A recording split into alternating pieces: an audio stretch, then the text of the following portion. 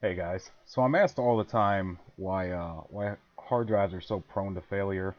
Um, Normally, from my experience, they only last traditionally 3 to 5 years. I mean, sometimes you'll get the short end of the stick, and I mean, failure will be almost imminent. Um, and of course, other times I've seen hard drives from really old computers that still work.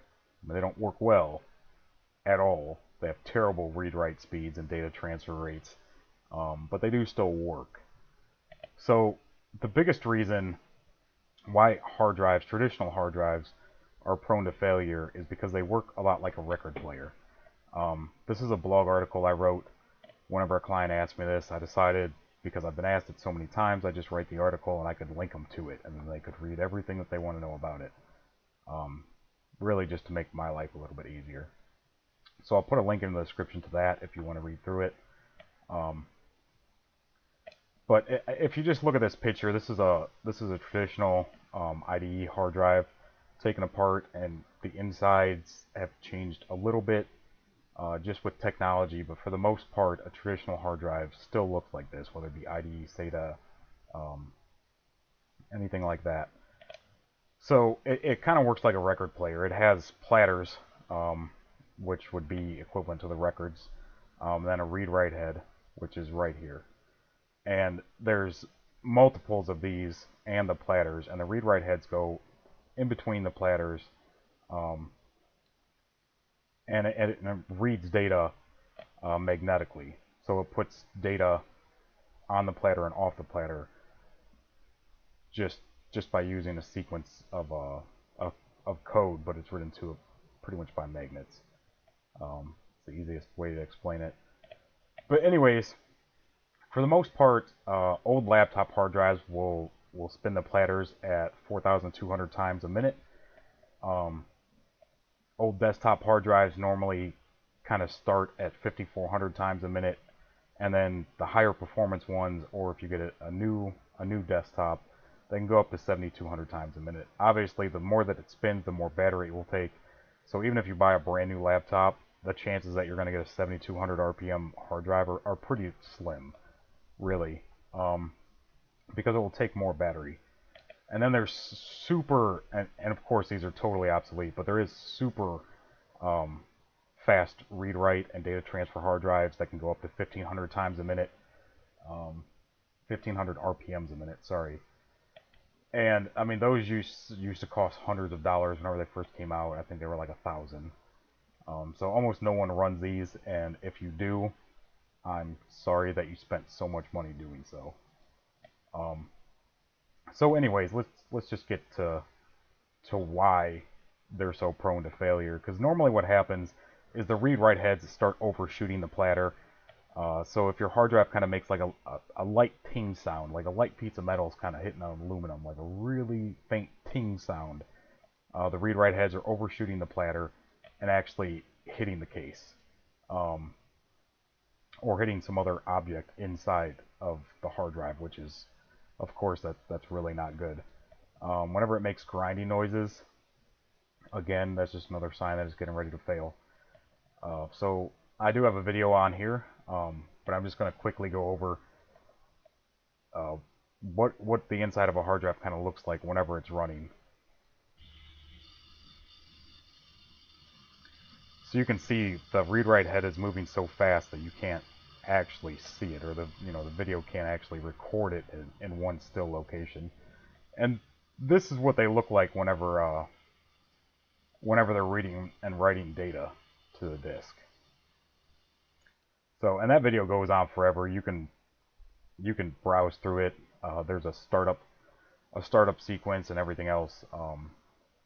But traditionally, that's why a hard drive's life is so hard. Uh, the best alternative to avoid this is really an SSD.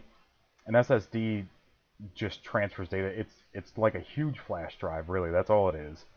Um, and until recently, they were very expensive for not a lot of space. It's come to the point where it's a lot more affordable. I have multiple of them in every computer I own, um, and they're fantastic. So they read and write a lot faster than normal hard drives. They also have data throughputs that are equivalent to the other hard drives, but because the read-write is so slow on traditional hard drives, they're just a lot slower in general.